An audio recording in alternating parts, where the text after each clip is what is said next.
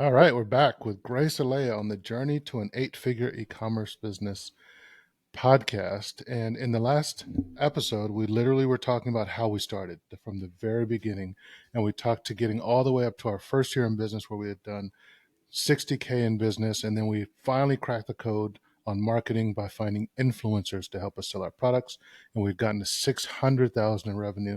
This episode is going to be, we're going to be talking about how we went from 600,000 in revenue per year to 6 million the next year in revenue. That growth was intense. It was specific. It was hard, but we have lessons to share with you. And we're going to start though by going back a little bit. In the last episode, we talked about how I gave Grace a $10,000 credit card and said, let's go for it. And she built the business off of that. One of the things she did was sourcing manufacturers. And we're an apparel business. And so for folks listening, they're in that scenario. I just started my business. I have a couple $1,000s. I need to buy inventory. I've been making it in my sewing machine or at my kitchen at home. How do I find a manufacturer or a co-packer? So I want to start there on this part of the journey, because after we started selling, we had to start working with manufacturers quite a bit more as we grew. So what advice would you give? That was 10 years ago.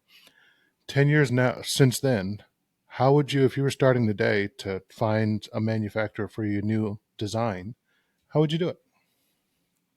So there's a few different ways, and it depends on, of course, on the product that you're trying to sell. But now, what wasn't as prolific as it is now was Alibaba.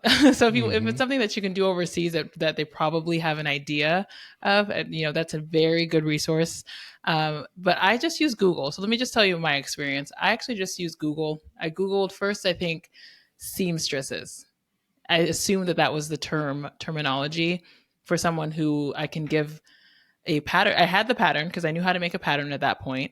I had the fabric content because I just sourced it at Joann's, but I didn't have the person who could sew it for me and cut it for me in mass. And so I looked for a seamstress. I didn't know that we needed a cutter. I didn't know that was different. They were different.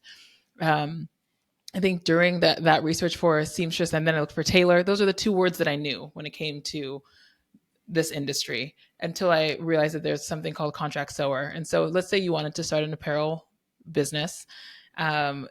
You would probably, again, I think, want to source something like a contract manufacturer or contract sewer.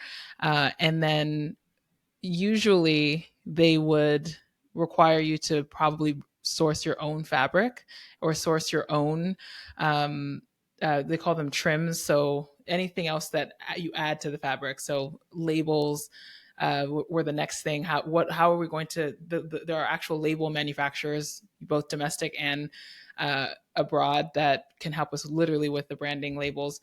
And that's kind of how we started. We started with contract sewers in Los Angeles.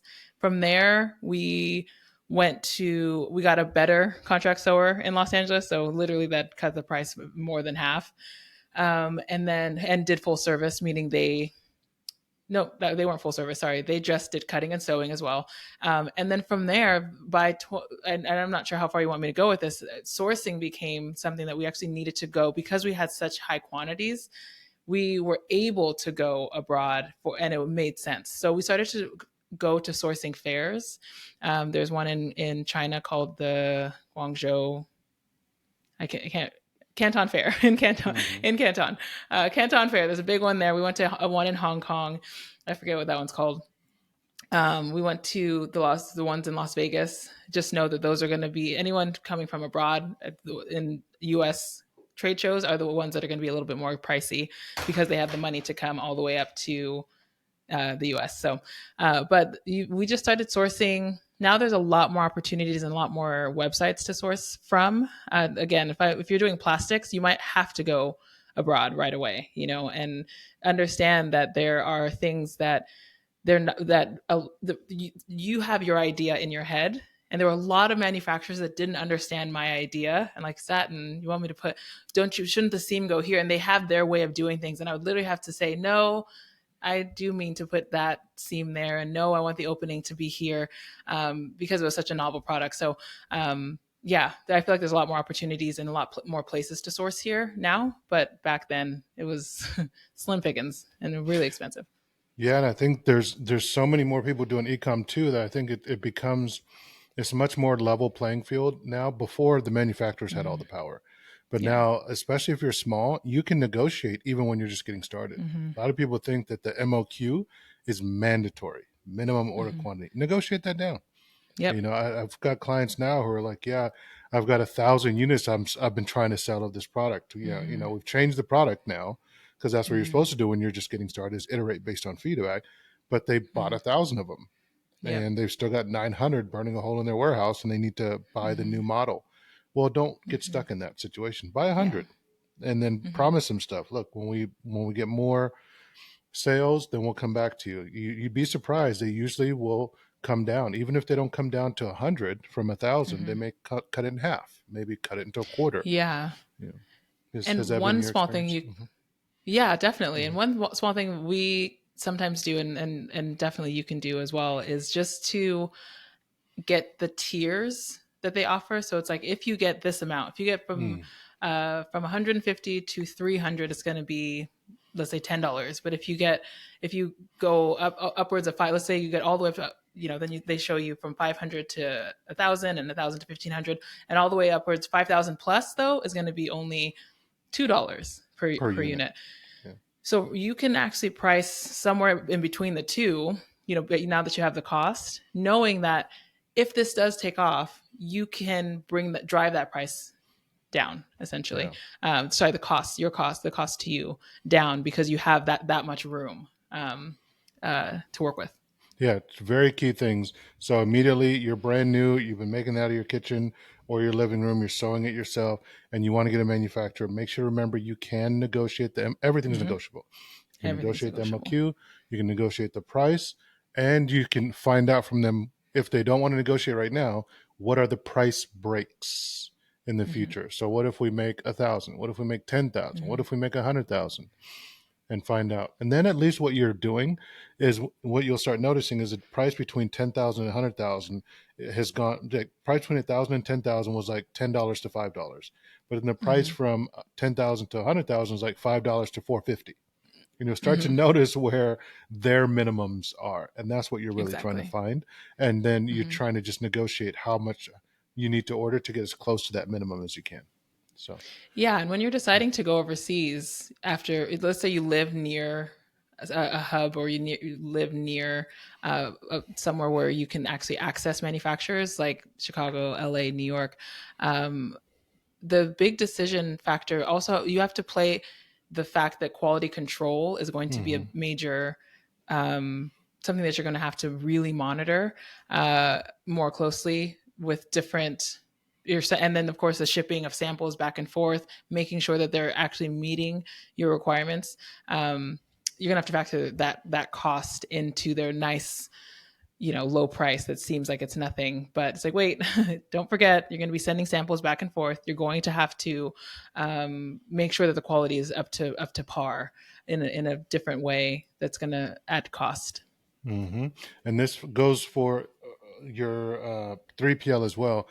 As much as Mm-hmm. possible, try to sneak into the process, right? Like they may Mm-hmm. not like it, but this is also why it's good to start local. It's more expensive, but it Mm-hmm. helps to start locally because you can go to the factory. Like, hey, I want to see Yep. my product. Go pull it off the sewing machine and show me, right? Mm-hmm. Or in your or your 3PL, get somebody local so you can walk in and say, I want to go look at my product, put hands on my Yep. product. They will say no on 100%. the phone if you ask them to do that. But if you show up, normally they won't kick you out, right? Yeah. And also, if you're persistent on the phone, they usually go, all right, fine, fine. It's my inventory. I want to see it. If you're going to take Mm-hmm. care of it, I want to see how you take care of my inventory. So Mm-hmm. great stuff. So let's dig into how we jumped on this rocket ship, Yep. our second year, full year in business, and just utterly turned up the sales volume. What happened? Mm-hmm. I know, and that's really a question for you. I see the castle on the other side of the forest Mm-hmm. from the tower on this side of the forest, and I'm like, ooh, let's go to that castle. Mm-hmm. You see the forest in between the tower and the castle. You can see that, wait, if we go this way to the castle, we're going to encounter a lot of quicksand and dangerous snakes or something. If we go this way, we're looking at uh, having to cut a lot of brush. It's going to be a lot of work for us. I mean, if we go this way, there's a beast on that path. So how do I build, right? And so that's where the systems come in. And I know that in this process, you were big on finding, establishing, and documenting systems and processes. So let's just start at the beginning. You know, Hmm. from when I came to you with the idea to the cloudy apples boom, right? Hmm. Tell me a little bit about that journey. So we talked a little bit in the last one about your reaction to the the product itself, like how is this going to make, all right, here, but Hmm. what was the journey from where were you in that? Let's put us in your shoes in that moment, and then we'll talk about launch to cloudy apples. Yeah, so I was working at Amazon. The first observation was, this is 2012, 2013 timeframe. Fulfillment by Amazon wasn't a thing, and even e-commerce wasn't that popular at the time.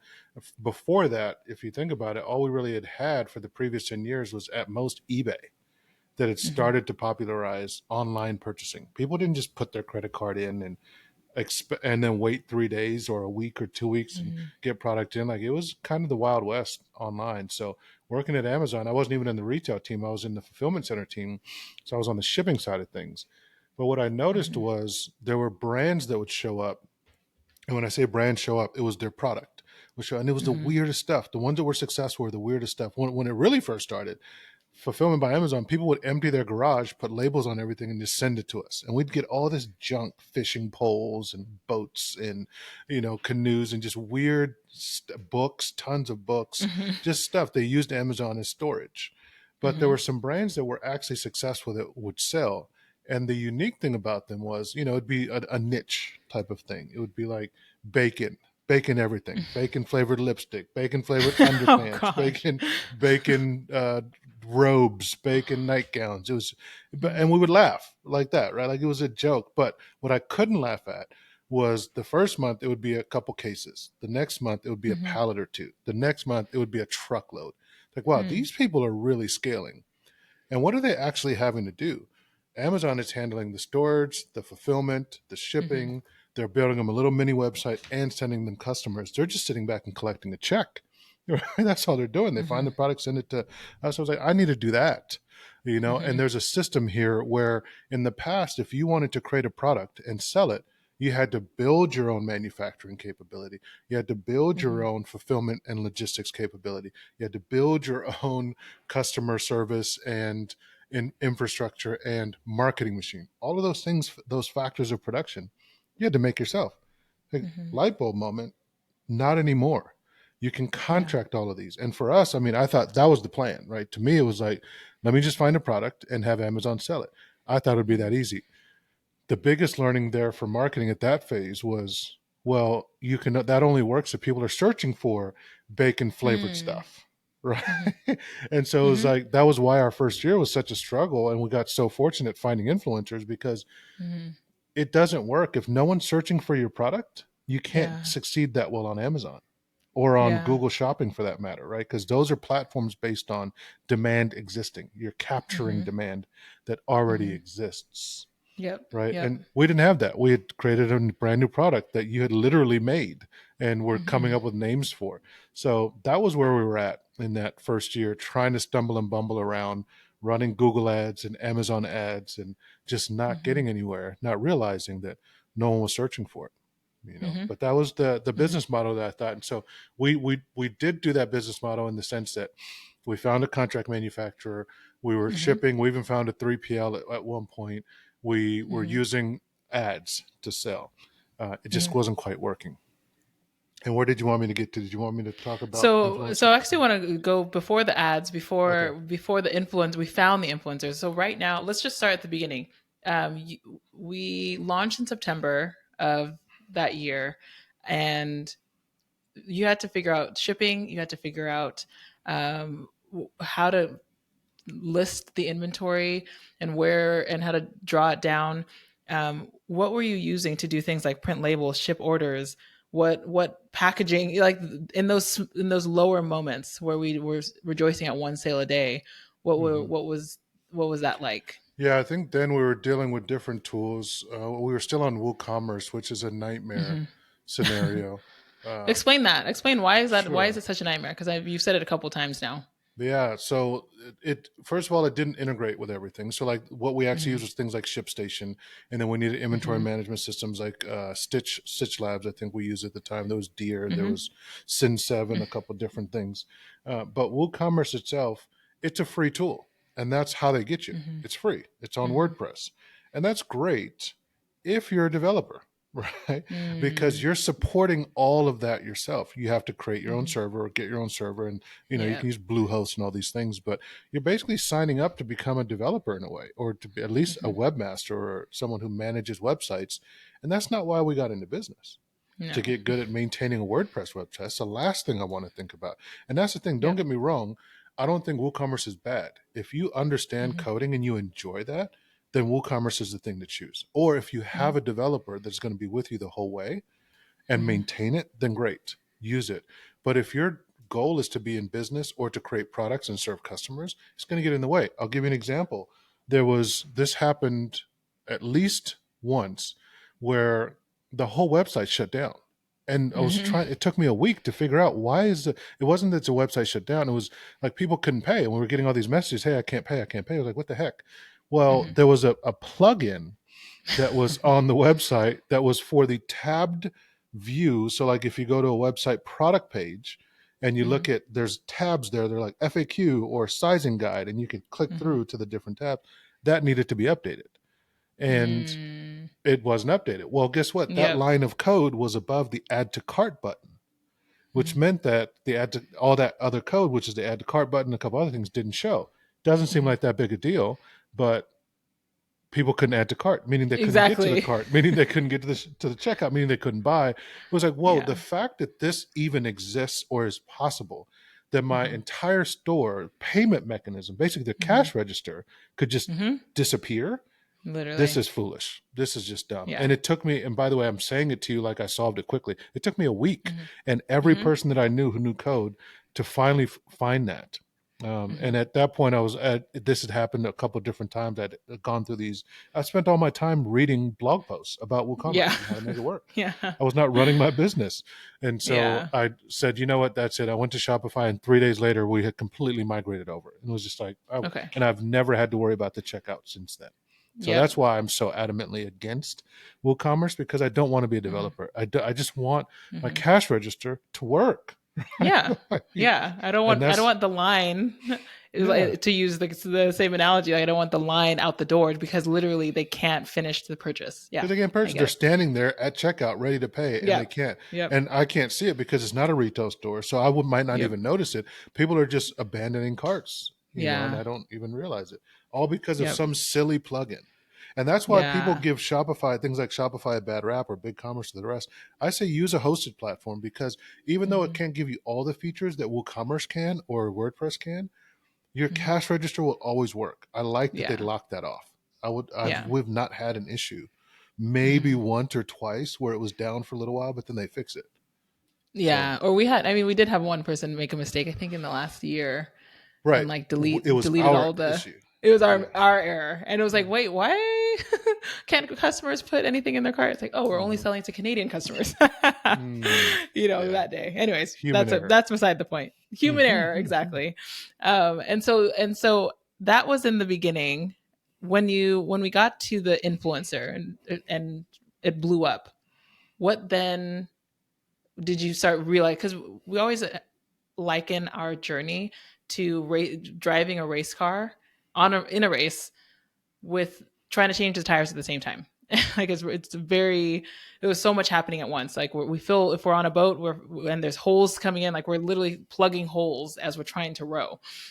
So Cloudy Apples comes in and take us all the way. And basically now this is the journey from Cloudy Apples and our first influencer all the way up to our Facebook ads, and that year of influencer, because there's so many things that we had to figure out between the four or so of us: inventory management, inventory planning, shipping, inbound marketing, budgeting, cash management.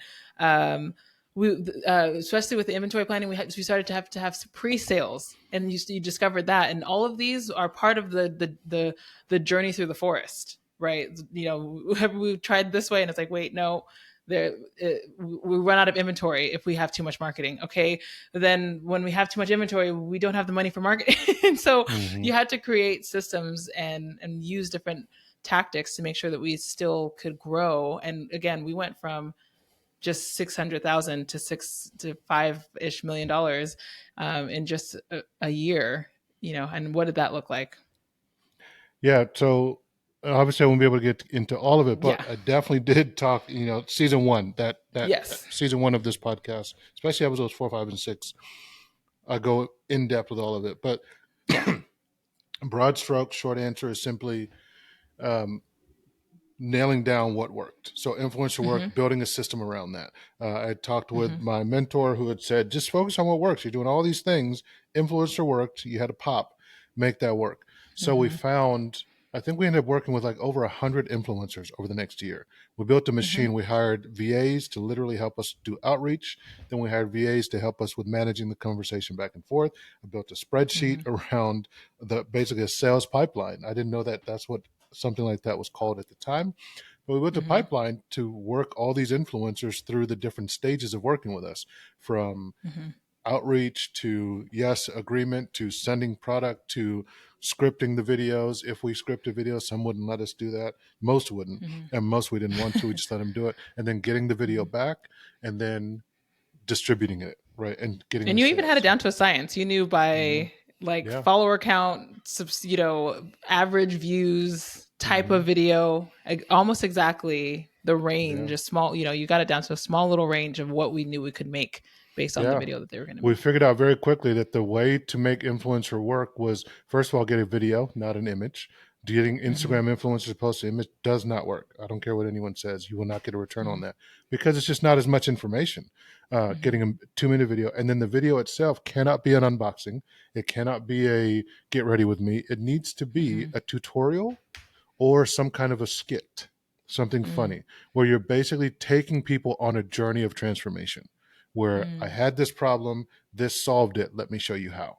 Right? It's got to be Yep. informative. It's got to allow people to put themselves in their life in the shoes of what this problem is and then what the Yep. solution is, and be like, oh yeah, that's me. I have that problem and I would love to have that solution. I should go check that out. It's got to be Mm-hmm. that. And then at that point, at the time, I had priced it out. It was half a penny per subscriber, basically like 0.5 cents per Mm-hmm. subscriber is what I would pay. So I think if you had a 100,000 people audience, I'm doing math on the fly, I think that was like $500 would make it Mm-hmm. worth paying, right? So that was the system that we built because we saw the metrics. We saw Mm-hmm. people showing up, and then obviously we would look. We had softer metrics like what do they look like? Does a person Mm-hmm. fit our demographic? And that worked. But the overarching win that people can carry over to their business, because that doesn't work anymore. Half a penny per subscriber, those numbers. I mean, the game has changed. So many people are doing YouTube influencers. Like customers are wise to that now. They're wise to this is Mm-hmm. a sponsored video. I mean, the FCC got involved and like made them say sponsored Mm-hmm. post, sponsored. Even YouTube puts there sponsored. So it doesn't. Mm-hmm. It's not as authentic or organic anymore. But the key to that was what we talked about a little bit in the last episode. Working with all these influencers helped us figure out what messages resonated with certain people. Because when you have a Mm-hmm. spokesperson, you can see what they look like, and usually their audience is a Yep. reflection of them. And then you can hear what they're saying and how they're describing it. You could literally take quotes from what they're Mm-hmm. saying and use that as your ads, use that as Mm-hmm. emails, use that as Mm-hmm. packaging copy, use that as all kinds of different copy, and figure out Mm-hmm. what's resonating. They were basically those 100 or so influencers we worked with that year were basically our focus group.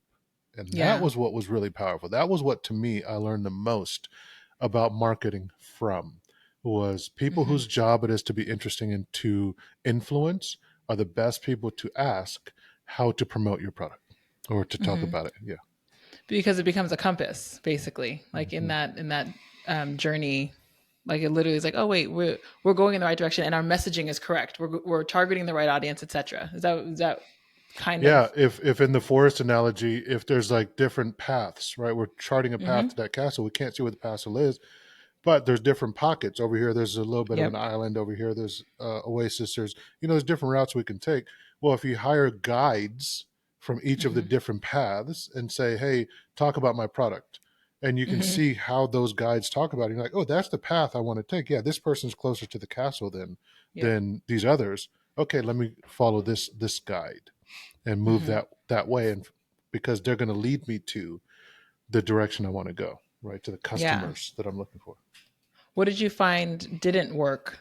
What you could talk marketing, you can talk ops. Sure, on both Yeah. sides. So on the marketing side, what didn't work was trying to do ads that are demand based.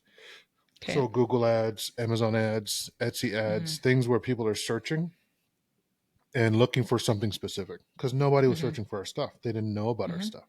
So we Hmm. needed to do social media based advertising where we got in front of people who Hmm. are, like for social media ads, or even like Taboola Outbrain, Hmm. native type of advertising, or TV ads where Hmm. you're literally like, hey, whatever you're doing, stop and pay attention to this advertisement. Hmm. That's how you got to get in front of people when no one's searching for your Yeah. stuff. That was the first thing I think um, worked and didn't work. On the Yep. op side of things, I think to me the huge lesson learned was our prices were too low. We had a whole Hmm. thing around being $20 versus $30, and even though we wanted it to be affordable, Hmm. it was an operational nightmare. And I think we do that all the Yeah. time, because what we do is, all right, how much should we pay? We pay $8, $10 for our product. Let's sell it for 20. Hmm. Keystone markup, because Hmm. that's what retail expects. And then they Hmm. sell it for whatever they sell it for. Well, Hmm. if you do it that way and don't take the full margin a retailer would take, right? So Yeah. you buy it for 20, you sell it for buy it for 10, sell it to them for 20, they sell it for 40.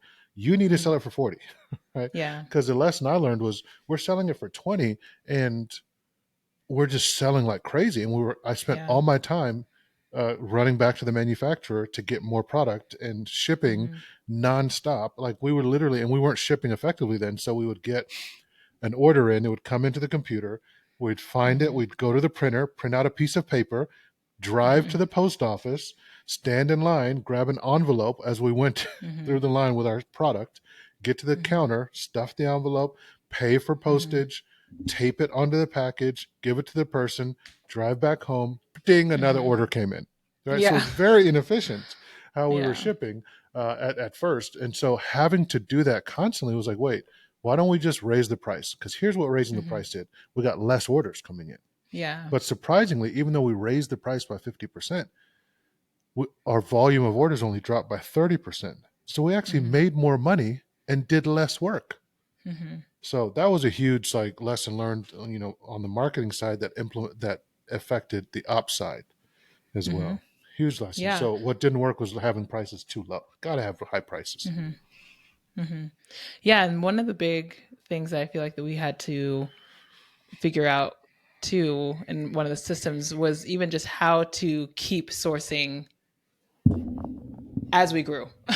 Right, Mm-hmm. like as soon as our inventory started going, because we actually put out a, I don't know if you remember, in June of 2015, the Craigslist listing that we just put out for additional sewers, like contract Mm-hmm. I sewers. do. And then we literally, our parents' back house just brought everyone in and just had them sew us an example. And that's how we found Wendy. I don't know if you remember. Mm-hmm. She came and she sewed one, and she was the one giving us feedback, like, oh, what if you did this? And oh, I could probably do that. She clearly had an established operation.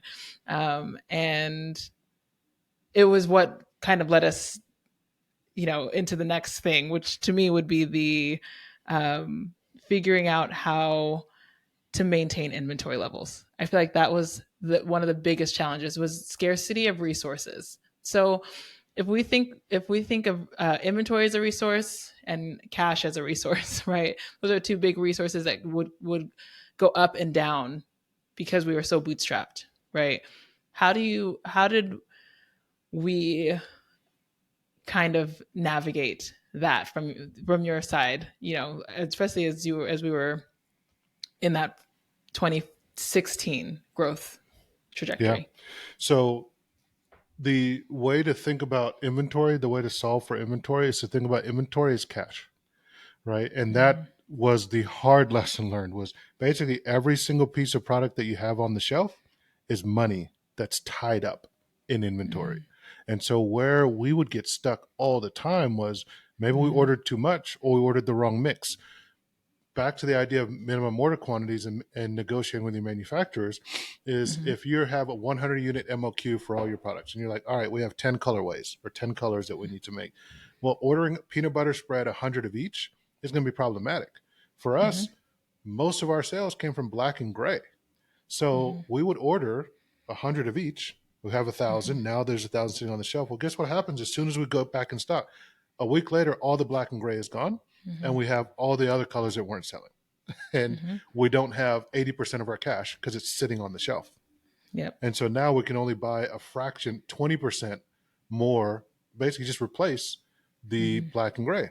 That was it. Mm-hmm. So what we really needed to learn how to do was to skew the numbers. Instead of buying 100 of each, we needed to buy 500 black and Mm-hmm. gray and then 500 of all the rest.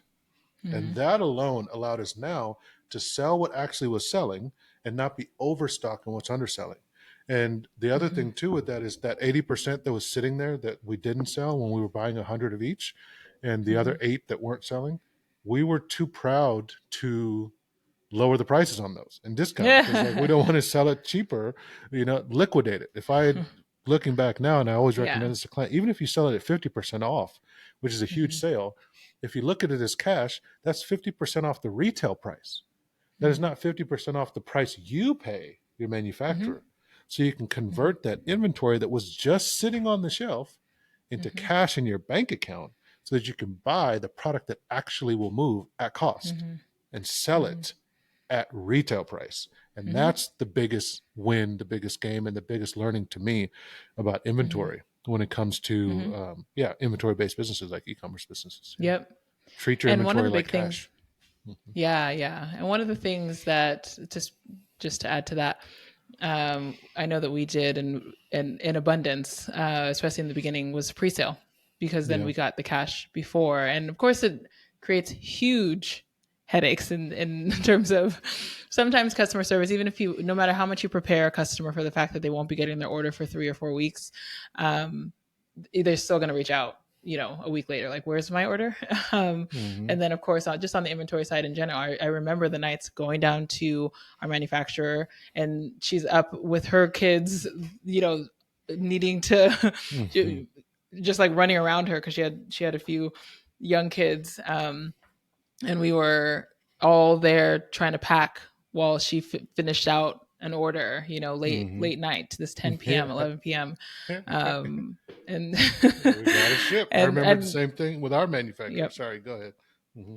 And then the same thing, like we had to literally ship. There were a couple of moments we had to ship from her manufacturing facility. We brought Yep. down the printer, we brought down our computer, and we shipped from her. As she was finishing, it was going into the bag and it was getting shipped out. Mm-hmm. So go ahead. What were you going to say? No, that's what I was going to say. Yeah. Sitting at the manufacturer's facility, and it came off the sewing machine. And they were like, really? You guys are going to stay here the whole time? We're like, yeah, finish, get it done.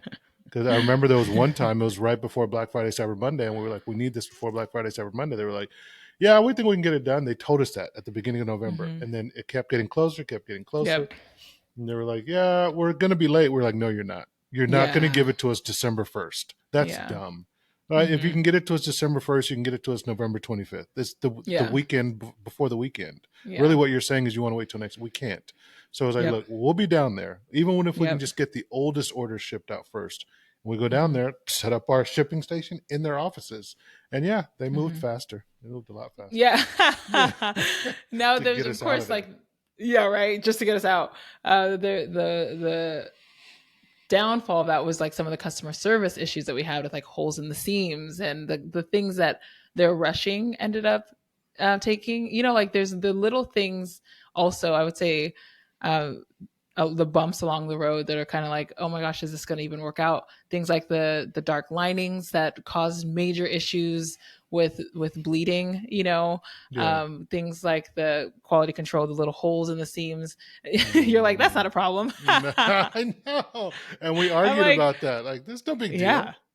no big deal. We were like replacing people's sheets. Yeah, I know. But here's the thing. I mean, here's how I always looked at it. It was like we had 1,000 orders, and even if 10% of them are an issue, Mm-hmm. right? Like we're selling this product for 30, $40 a pop was our average order value Mm-hmm. per. So that's 30, $40,000 worth of. So we had to give 3,000 back. If that's Mm-hmm. 10%, I don't even think it was 10%. I'd much Yeah. rather take the 27,000 than be Mm-hmm. frustrated by the 3,000. Yeah, true. And that is a good point. Like it helped to start getting specific, right? Like at Mm-hmm. first we would really start with like, oh my gosh, so many people are complaining about the sizing, or so many products are coming back with XYZ. And once we started saying, but how many is so many? Yeah. It's What is like, so oh, many? and it might be 20. And so that sounds high until you ask like, okay, but how many orders do we ship out in the last 30 days? Mm-hmm. 4,000. Oh, so 1% or like Mm-hmm. 0.5% Mm-hmm. of, customers are. And so I think that getting specific definitely helped along the journey.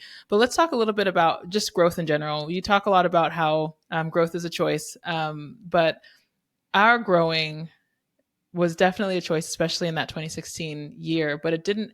You can't you can't completely grow based with just profit, right? Like because you're only Right. making so much, especially as quickly as we did. So how did we secure the funding to grow? Because really what we had to do was we could have done it all on pre-sale. Maybe we could have done it all on, but we bootstrapped in other ways. And so if you want to just help the listeners Sure. know how we The, did that. the key word is leverage here. Yep. And that's what I call debt when it's used properly.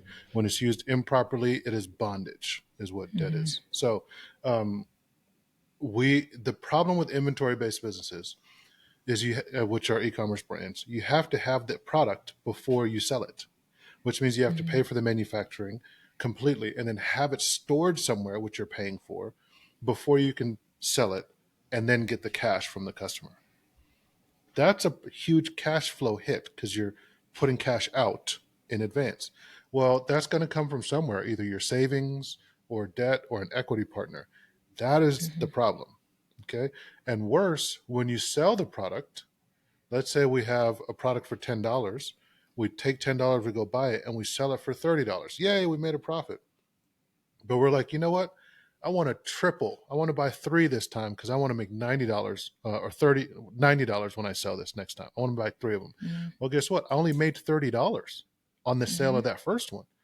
So Mm-hmm. even just buying those three, they're $10 a piece.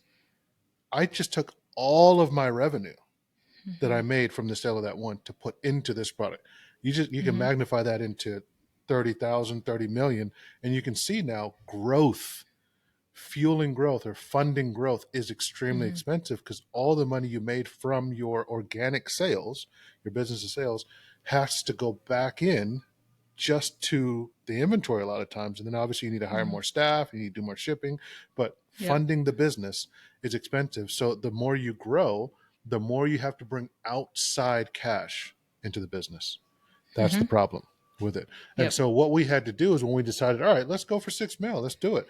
We had to first Mm-hmm. know that the marketing is going to work. That was the Mm-hmm. first thing. We had to know that we could sell $6 million worth, that there was enough demand.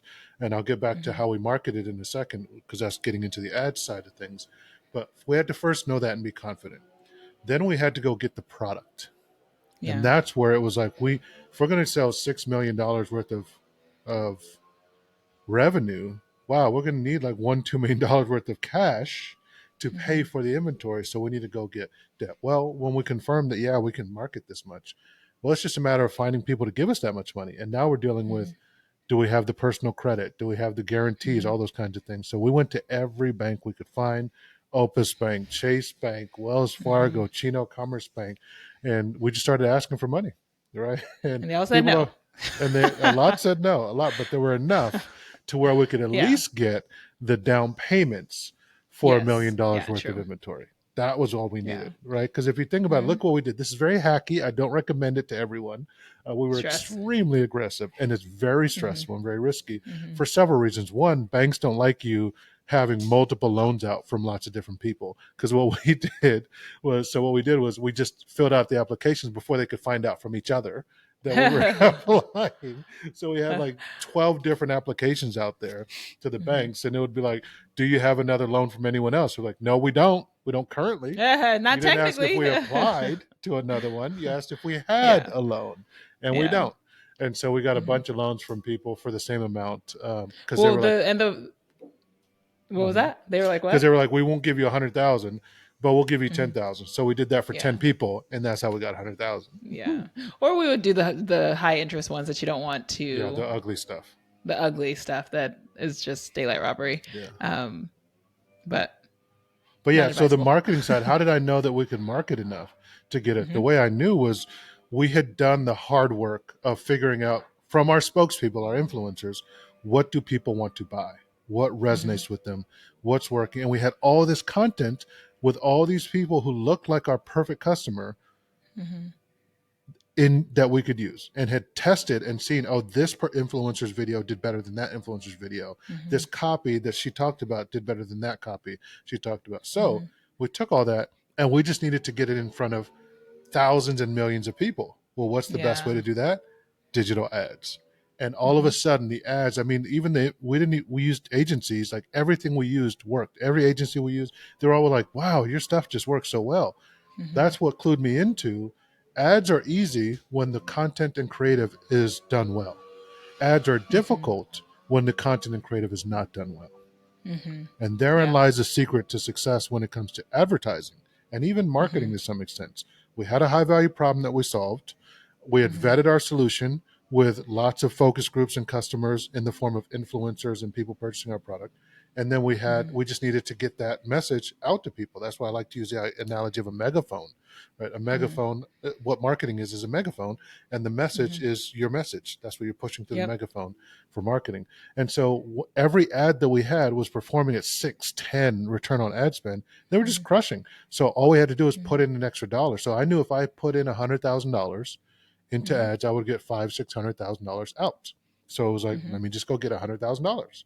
And then it was Hmm. like, well, wait, if we have $500,000-600,000 worth of sales, do we have that much inventory? No, I'm going to need another $200,000 worth of inventory. Okay, so I need to get $300,000 worth of capital before Yeah. I sell the product. And that's what we Hmm. went out to go get loans for. And we just kept flipping it Yeah. like that. Yeah. Hmm. And then would you say, in terms of like, so you just mentioned how good creative is necessary for successful advertising. How did we end up balancing between the branding that Angel and I used to fight for and Mm. the bootstrapping? And what do we pay for? Do we pay for these high dollar photo shoots, or do we do a scrappy version of that and then use all that money for the advertising? I don't think we ever did solve it. I think we still debate this and argue about this to this day. What works better? I think we just, went to our corners, separate corners, and on timeout. But I fully believe there's the idea between, we need to be like Apple and brand and have all this Hmm. gorgeous imagery. And, if anyone goes to our site now, graceeleyae.com, you'll see there's a ton of gorgeous imagery. I lost that battle, Ton. Yeah. how, I and mean, you came to the same conclusion that you do need some gorgeous imagery, but oh, yeah, I see how you went straight there immediately. I was coming to that, but you're like, let's get there now. You came in, so I will let's concede just the point. admit, please Yeah, concede that, and I can concede the point that there is some level of, we don't always have to do the huge photo shoot that has huge costs associated in order to get those that's beautiful all. That's images. all Yeah. you will concede.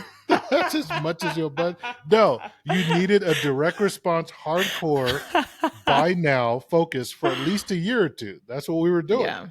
True. That is Because true. even Yeah. with the influencer, another thing I forgot to mention that we figured out was all the influencers would have this big push of sales out of nowhere, Hmm. and then for a month or a week, and then it would die Hmm. off. So instead of pushing people to the website, we started giving them trackable links that we could track, and we would give them a link to a landing page for their people to sign up. Yeah, we'd only get 30% of people to sign up, but we had them on their email list, and we grew our email list. This was Hmm. back before the building email list was cool. So getting Hmm. folks into your platform from someone else's platform is another cheat code to unlock to build your own audience, right? And Hmm. so that is what, to me, really built the foundation to where now you can have that gorgeous imagery and bring people in. Hmm. So where branding, what I will concede is branding helps with trust. right? Which makes Mm. it a little bit easier to get people to convert, right? Because if Mm-hmm. I have all these influencers saying how amazing this product is and they're ready to buy, they'll come buy even if you're just some person with a trench coat, like, oh, buy these watches, right? Well, that, Okay. They you know, literally would get to the website with the guy with his coat open yeah. and be like, am I going to get my This is product? shady. Exactly. But a lot of times they'll still buy. Why? Not because of the branding or the way the site looks, but because that other person told them this will solve their Hmm. high value problem. To me, True. that's all I was ever really saying was like, that Yep. matters more. However, it is much harder to sell product out of your trench coat than it is Hmm. to sell product out of an Apple store, right? Like people just walk in and they Interesting. feel like this is Hmm. wow, this is a great place to spend time. I feel safe. This is Hmm. gorgeous. Like so, doing it that way, I that's what I will concede is that yes, as Hmm. long as we have done our job of finding a right target market, hitting them with the Hmm. emotional and identity messaging that gets them to Hmm. believe that we understand their problem and have a solution. Hmm. As long as we've done that, then Hmm. yes, the branding just doesn't get in. We just need the branding to not get in the way of closing that Mm. deal. That's what I will concede. Mm. I will not All right. concede that branding is amazing and it's awesome and we need to invest 10 grand a month on photo shoot. I will not concede that. But I will concede that it helps not avoid losing the sale once we've done I'll all the concede work that to you. get the sale. Yep. I will concede that you don't need to pay 10 grand a month, but every 3 months. It's so much money. $40,000 on some pretty pictures. Come on. But that you can use for Okay. years to Okay. come. It's an But investment. it's an investment. Exactly, you nailed it. So in all of it, what was some of the biggest takeaways during the growth journey that you would say? The huge ones were obviously build your audience, right? If you're using lumpy type of marketing events like influencer, where it pops up and down, try to get people onto an email list, build your audience. Cash flow, cash is king. Things Mm-hmm. like pre-selling to avoid that whole issue of you have to pay first and then you get Yep. the revenue later, get cash. Oh, I forgot to mention that when I was explaining that process. The other place Mm-hmm. we got funding was not just the banks and loans and lenders, but from our customers. That's what Mm-hmm. pre-selling is. You're asking them to pay you now at retail price so that you can Mm-hmm. buy the product for them at cost. That's another form of Mm-hmm. financing. And that's to me the best because they're paying with their dollars and they want the product. They don't want an interest, percent of interest. So it's cheap money. So that was another Mm-hmm. big takeaway. Um, the ads were Mm-hmm. easy when we already knew what our people wanted to hear Yep. in order to buy, not just to hear in Mm-hmm. order to like a lot of social media influencers. Consider. Yeah, it just hey, check us out, getting attention, and like Mm-hmm. people post like 10 times a day on social, and that's just getting attention. But there's a difference between Mm-hmm. getting attention and getting people to buy, to take action. Mm-hmm. Attention versus action, there's a difference. And working with influencers really helps narrow that messaging down to figure out Mm-hmm. what is it that will get people to take action and go buy. Right. Mm-hmm. So Mm-hmm. product market fit, right, is Mm-hmm. crucial. Systems and then processes, getting shipping and fulfillment and all of that in a way that is not overwhelming, right? Like having your Mm-hmm. pricing set up. And again, all this stuff is in the first season of the podcast. But pricing to me, I feel is the thing that is usually what stresses most founders out. If they're stressed out and Mm-hmm. they're struggling in their first year of business, doing six figures or so, and just can't quite break out, it's usually because their prices are too low. They're just too low. You need to be pricing 6 to 10 times what you pay for your product at a minimum. And yes, you Mm-hmm. can, if you're absolutely adamant, like, no, I don't want to charge that much, then get your manufacturer to charge you less, right? I don't want to charge Mm-hmm. my customers.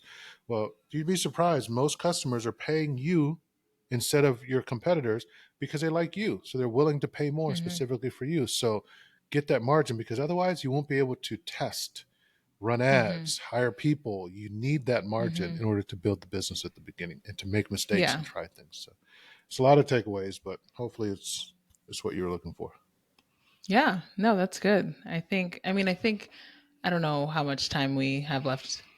We can cut Uh, this part, but we're at 49. oh, okay, perfect. I was trying to hit 45, 50. Okay, so you want to close it out or do you want me to close this one out? I feel Yeah, like you you can should close it close it out. out. You All can right. close it out. Okay. All right. So then on this episode, we were able to discuss how we grew from 60,000 to 600,000 all the way up to the $5 million a year. So 3x year over year, or sorry, 10x year over year for our first 3 years.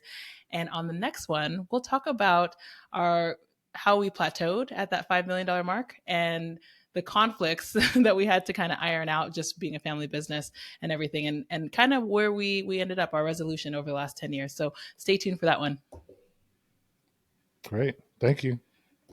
Yeah.